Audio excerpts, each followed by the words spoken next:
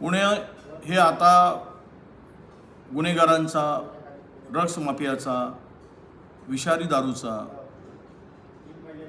आणि खून मारामाऱ्या बलात्कारांचं आता एक पुणे हे बदनाम नाव होत चाललेलं आहे। याला कारणीभूत आहे तेथील पोलीस आणि पोलिसांचा धाक।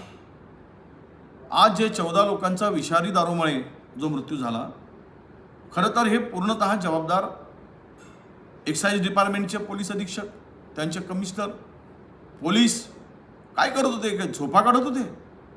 आज 10 लोक पुन्हा अत्यंत गंभीर अवस्थेमध्ये आहे। 14 लोकांचा बळी गेला आहे आणि या सगळ्यामध्ये चालढकलपणा जो काय दिसतो, इतकी हिंमत कशी होते गुन्हेगाराची? मिथेनॉल सारखा द्रव्य त्याच्यात मिसळून ही विषारी दारू बनवली जाते आणि कुटुंब उद्ध्वस्त होत आहे। यांना पगार देण्यासाठी आणि हप्ते खाण्यासाठी ठेवले तेथील पोलीस आणि एक्साइज डिपार्टमेंट। मला वाटतं की यामध्ये पहिल्यांदा तेथील पोलीस यंत्रणेला वठणीवर आणण्याची गरज आहे, त्यावर बडगा उगारण्याची गरज आहे। गृहमंत्र्यांनी आणि माननीय मुख्यमंत्र्यांनी यावर त्वरित कारवाई करण्याची आवश्यकता आहे। एक्साइजचे SP, कमिशनर, ती यंत्रणा ही सुद्धा याला जबाबदार आहे 14 लोकांच्या बळीला, आणि त्यावर सुद्धा ही एक त्वरित चौकशी नेमली गेली पाहिजे, चौकशी समिती नेमली पाहिजे आणि त्या अगोदर या सर्वावर कारवाई केली पाहिजे। ही सगळी त्यामध्ये मंडळी दोषी आहेत।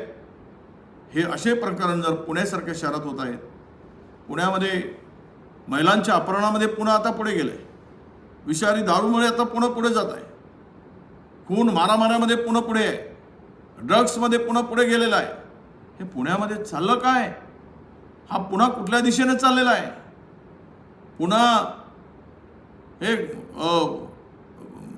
ज्या पद्धतीनं बिहारला लाजवेल अशा पद्धतीनं पुण्यातील गुन्हेगारी झपाट्यानं वाढते आहे। यावरून सरकारची निष्क्रियता, पोलीस विभागाची निष्क्रियता आणि यामध्ये गुन्हेगाराला पाठीशी घालण्याचं राजकारण्यांची भूमिका ही सर्व यामध्ये आता दिसते आहे।